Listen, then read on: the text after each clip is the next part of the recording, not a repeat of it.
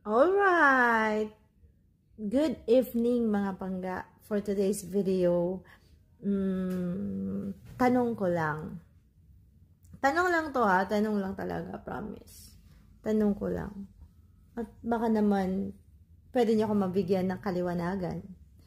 Tanong ko lang kung ang presidente ngayon na si PBBM, ika nga ng mga pro-Duterte, bangag daw, kurapot daw, wala daw nagawa. Pero sa tingin ko, marami din naman pong nagawa.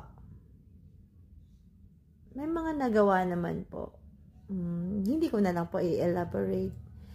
Nasa sa inyo na po yun kung paano nyo alamin. Kasi karapatan naman nating mga Filipino na maging mapagmasid sa mga totoong nangyayari. Diba nga? We are not Filipino for nothing. So, let's start on digging kung ano po ba talaga ang nagawa ng current administration. Balikan natin.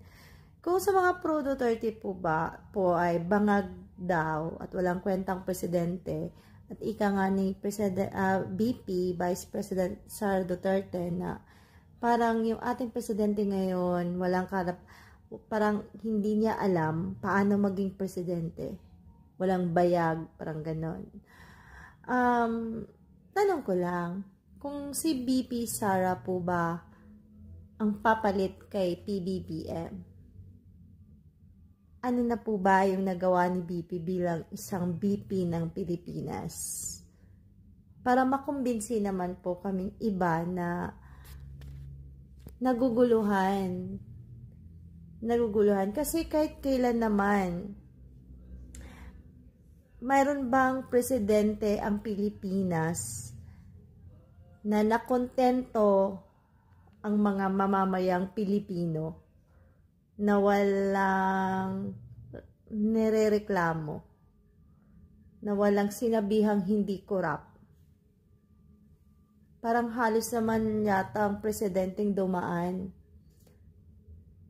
lahat talaga ay may masasabi. May mai-impeach, may makasuhan ng plunder, tapos nakasuhan na ng plunder, ayan, tumakbo ulit, parang ganon. Para na kasi yung pagiging, parang addiction yung pagkakaroon mo ng power. And, yeah, addiction na, the hunger of power. Kasama na doon yung pera, na sa kung tutuusin naman, pera ng taong bayan.